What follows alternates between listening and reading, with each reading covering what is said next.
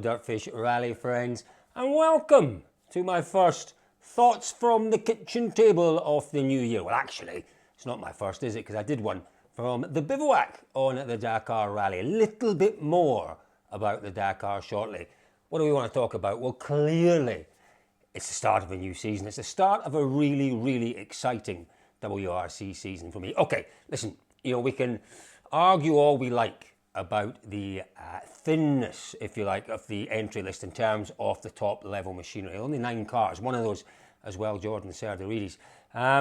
It's not great. It's absolutely not great, but it is what it is. What we have, though, to very much look forward to are 3 teams with 3 potential champions, maybe 4 potential champions, if you include Elfyn Evans in Toyota, which, to be quite honest, you absolutely have to do, because Elfyn Evans will not have the year he had last year, that is for sure. He will be coming on, I'm certain, in leaps and bounds, and I'm hoping we see the same Evans that pushed Ogier so hard in, 2020 and 21, where he came perilously close to winning the title. So, yeah, as I say, the movement in terms of the drivers' market, fantastic for the championship. Ott Tanak moving from Hyundai, where quite clearly he didn't feel comfortable. He didn't feel wanted. He didn't feel as if potentially things were going in the right direction in terms of the development of the car to suit his driving.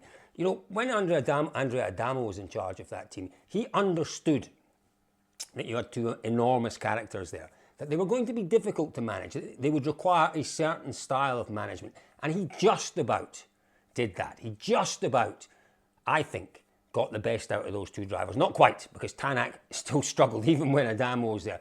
But it got worse. When there was nobody particularly in charge last year, the divisions were clear and obvious. Never more so than when we went to Greece last year, and that ludicrous situation where Hyundai wouldn't swap Neuville and Tanak around. It still baffles me. It still baffles me. A team that was hoping to win a title last year, that was really back on in terms of, their competitiveness, back on in terms of winning rallies, very much so by the time we got to Greece, still in with a chance of wresting the driver's title from Kalle Rovanperä, and they elected not to help Ott Tanak out. That was it. At that point, I'd have bet every single penny that I had, even with a year remaining on his contract, that Ott Tanak would not be at Hyundai this year. And so it transpired. He's gone to M Sport. He's gone back to somewhere where he knows he can enjoy success. The whole M Sport situation is really, really interesting. Malcolm Wilson has quite clearly stated this year is about Ott Tanak. It is all about the driver's title. Forget the manufacturer's title. On an awful lot of events, we will see 2 of those magnificent Pumas.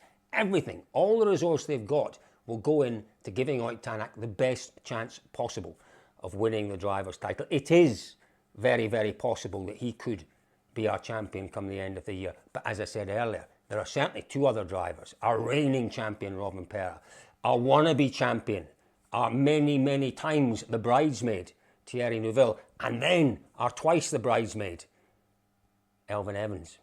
4 drivers in with a chance. Now, here is the big difference for me. We look back through history, and normally, to be world champion, you have to have all the skills. You have to have all the skills, all the attributes, the determination, the professionalism, all of those things. But what you also need is a strong wingman. Strong wingman to help you out. A strong wingman who very much is on your side and watching out for you. When does the wingman come into it? Well, he takes points off your nearest challengers. When you're having a bad rally, he is there pushing hard. He is there, watching your back, if you like. Now, in clearly Toyota, if we say Rovanperä is the favourite in Toyota, which he has to be, he does have 2 very, very strong wingmen, potentially 3 very, very strong wingmen. Elfyn Evans will be there taking points off of Neuville, taking points off of Tanak. Ogier clearly will be there taking points off the nearest challengers. And then Katsuta-san, he will also be very much there or thereabouts. My biggest concern for Tanak is that he's going to have to do it more or less on his own. Now, what does that say about Pierre-Louis Loubet? Well, it's not saying that he isn't capable, because he is. Loubet had the most sensational year last year. Who can forget him leading in Greece. It was fantastic at the end of day one, winning stages, looking like a totally different driver. Loubet in the Hyundai the year before was a little boy lost. Loubet in the Puma last year was a talent. He had the potential. He was potentially a prospect, and I still think he very much is. But is he a strong wingman? No, unfortunately.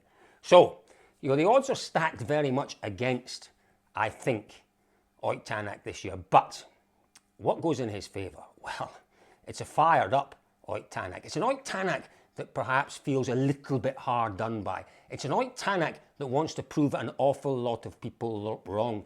And that Ott Tanak is a frightening Ott Tanak. Oh, apologies, that's the clock in the kitchen, just chiming 12:30. It's an Ott Tanak who very, very much wants to win rallies and then wants to add to his single solitary driver's title. And that, for me, is worth an awful lot. He is the most determined, sometimes the most intimidating of drivers. When he gets on a roll, he has this level, he has this presence, he has this aura about him, which I think actually intimidates not just us journalists, but also other drivers. Can he find that? And can he find that early on in Monte Carlo? Possibly, but it's not his favourite rally. Finished second, didn't he, in 2018? But other than that, Monte Carlo has been difficult for Ott Tanak. Now, that could work in his favour, in that he could go to Monte, new team, a different team this year. It's not a new team, different team this year. It's a car that's very much new to him. He won't push things too hard in Monte, and that could deliver results, particularly if it becomes a challenging Monte, and there's every chance it will. So we'll wait and see what Tanak does. I think he's got a very good chance of the title. I don't think he is going to be one of the standout drivers on Monte Carlo, that is for sure. Who will the standout drivers be? Well, no question, Sébastien Ogier. He feels a little bit robbed from last year. He had He had a puncture, he had problems, didn't he, in the final two stages. But not to take anything away from Sébastien Loeb, who was just magnificent, and Isabelle Galmiche, the partnership, the story, the performance was just incredible. One of the greatest stories we've ever seen in the WRC. But Ogier did feel that was his rally. He'll come back this year, and he will be, for me, the absolute favourite to win this one. And I can't really see either Kalle Rovanperä or Elfyn Evans within the team threatening Ogier this week in Monte Carlo. The one man who could threaten him is Thierry Neuville in the Hyundai. Now, we look back 12 months, oh my goodness me, Hyundai were shockingly bad in Monte Carlo. They were all over the place. The team was fractured, the car was, well, miles behind. And they were just dreadful. They were absolutely shocking. It was one of the worst performances from a factory team we have ever seen. The transformation then was remarkable. They began to build some momentum with that car. They got the balance right in the car. They got the little tweaks right that they needed to suit the driving, particularly of Thierry Neuville, but Ott Tanak as well. And they took more wins by the time we got to Japan last year than they'd ever taken in a season in WRC. Now, what does that tell you? It tells you they've got momentum. What they also have now, Hyundai, is a new boss. I don't know an awful lot about the guy. Drive to Survive is about all I know. They needed a boss. There's no question about that. And I really, last year was just difficult, And I think we kind of have to move on from last year. We really do, because it was just such a difficult year. But I really feel sorry for Julien Monse. I thought under extremely challenging conditions, he did the most remarkable job. Parachuted in to look after the team at the last minute, without the support and the backing of the drivers. I'm told without the support and the backing of one faction of the team back in Alzenau, and he still delivered. He didn't deliver titles, but he delivered rally wins. He delivered a car which looked, by the end of the year, sensational. But they needed someone that was properly appointed as the team boss. They now have that man. Now, he did say something interesting, didn't he, when he was appointed? He didn't feel that the team needed rebuilding, if you like. He feels he can work with the assets he's got within the team. We'll wait and see. I'm not convinced by that. I think last year was so divisive in that team, and there are still people who very much are like that within the Hyundai team, and it'll be an enormous job for our new team principal at Hyundai to sort that out. But I wish him all the very best, because we need in the championship a strong Hyundai. So Neuville's chances this year depend on a couple of things. I think it depends on the car continuing to develop. You know, Esa-Pekka Lappi, has he got a strong number two? Quite possibly. Quite possibly he's got a strong number two there. Lappi will go about this season with perhaps a slightly different mindset. Is he going about it, you know, from day one in Monte Carlo thinking, I want to be world champion? I'm sure he wants to be world champion, but that's not his job. His job there is to support Thierry Neuville. And I think he will do that really quite admirably. Will he win rallies this year, Esa-Pekka Lappi? Every chance, every chance. Once we get to Finland, once we get to Estonia, the faster gravel rallies, Sweden, maybe in a few weeks' time, he'll have a chance of winning there. But his job, make no mistake, is to support Thierry Neuville, because Neuville, does he have the best chance ever of winning a title? Probably, probably. But we say that. But we then go to Toyota and we look at Kalle Rovanperä, who will only get better. He will only get better this year. He's already proven himself last year, our youngest ever World Rally champion, and it was a remarkable year for Rovanperä. This year will be a better year for him. Now, you could argue that Toyota took their eye off the ball a little bit, and again, that may play into Thierry Neuville's hands, you know, because those two cars, the Toyota and the Hyundai, are very, very evenly matched. You know, Toyota cannot afford to take their eye off the ball this year. They really can't. You know, they were given a really strong head start by that fractured, faltering Hyundai team in the first 4 months of last year. But Hyundai very much got back up to speed and put the pressure on Toyota. If they continue with that momentum, then Toyota will have to respond. Rovanperä has bundles of natural talent, and as I say, still remarkably, bundles of potential. My favourite for the year for sure has to be Kalle Rovanperä. He's got the strongest team in terms of the driver lineup around him. He has got the talent, he has got the potential, he's got the ability to get better. Neuville, every driver has the ability to get better and to improve. But, you know, as you get older, as your experience bank grows, then the opportunity shrinks to actually improve your performance.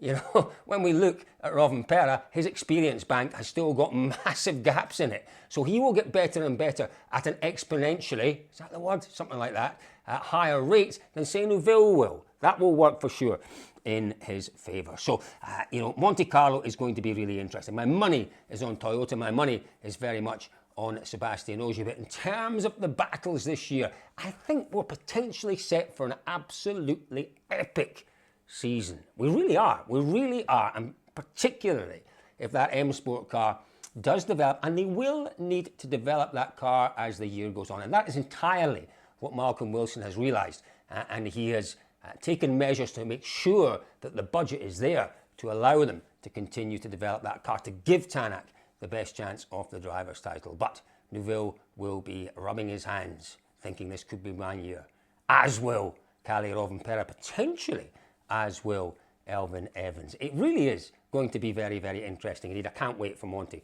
to get underway. Thursday evening, remember, a couple of stages in the dark. Wow, what a way to start the event. Folks, Dakar, just a very quick one on Dakar. Truly a remarkable event, an outstanding event, an event on a scale that is unimaginable until you see it. An event that runs like clockwork, an event that's run like a military operation by the ASO, who also run the Tour de France, by the way, and many other events. But they've been doing Dakar for 45 years now, and they know how to put on a marathon rally event. You know, I was blown away, totally blown away by it. Yes, I had to sleep in a tent. Yes, it was wet, and it was muddy, and it was challenging, and there wasn't enough sleep, and there was too much work to do. But it was incredible. You know, okay, you know, Nasser Al-Attiyah won by well over an hour, and hats off to Nasser and Matthew and the Toyota Gazoo South Africa team. They were just magnificent in their efforts this year. They really were the deserving winners of the Dakar. But for me, you look at the bikes, and okay, we don't cover bikes an awful lot on Dirtfish. In fact, I'm not sure we cover them at all. But we went into the final stage, and Toby Price, who's won the event twice before, from Australia, a really top guy, looking to move into cars, maybe next year, maybe the year after, But Toby Price led Kevin Benvenidez, I can't say his name, from Argentina, apologise Kevin, by 12 seconds going into the final 130 kilometres. With less than 100 kilometres to go, they went through a timing point and they were dead level on times. So they've done 13 and a half stages, in excess of 400 kilometres each. They've come round about 4,300 kilometres competitively on these bikes through the most challenging conditions with so many different variables. There's water, there's waddies, there's mud, there's ice in places, would you believe? And Toby Price and Kevin were tied exactly on the same second. That is just phenomenal. I take my hat off to the boys and girls on the bikes. What they do out there on the Dakar is truly superhuman. It was the most remarkable victory for Kevin, and you have to feel for Toby Price. He's a gentleman, he's a competitor. The camaraderie within the biking fraternity is like nothing I've ever seen, and he was very, very dignified in defeat. But you could tell he was hurting. You really could tell he was hurting. Coming so close to making a hat-trick of wins at the Dakar. I'd love to go back, I really would. I am quite excited about the W2RC, the World Rally Raid Championship. Loeb is doing it this year and looking great. That Hunter, developed by ProDrive, really did come of age in the deserts and on the dunes and through the difficult testing stages of this year's Dakar. 6 stage wins in a row for Sebastian Loeb. Never been done before. Ari Vatanen had 5 in a row. Loeb matched that, and then the next day went one further and won 6 stages in a row. That is quite some indictment of just how good that ProDrive Hunter is. They won 9 stages in total, I think it was, on this year's Dakar. Had things not gone disastrously wrong for Loeb in stage 2, where he just didn't like the conditions, couldn't really work out how to approach the conditions. It was very rocky and stony. Do you push on and risk punctures, or do you go slowly and maybe mitigate against punctures? He went slowly and still got the punctures and lost an hour and 20 minutes. Had that not happened, he'd have been right there. He'd have been right there pushing Alatia to the end.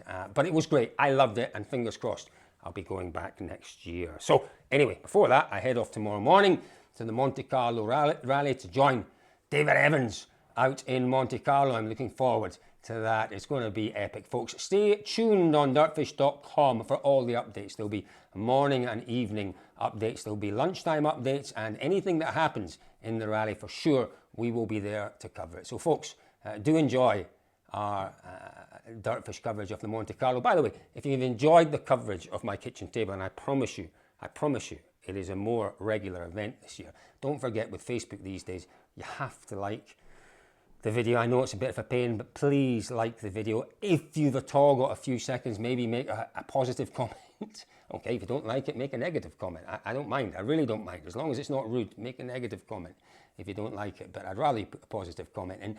And if you're feeling that way inclined, maybe press the share button and share it for me. That would be wonderful. So, folks, we'll see you all during the Monte Carlo Rally on Dirtfish, and we'll see you next week from my kitchen table.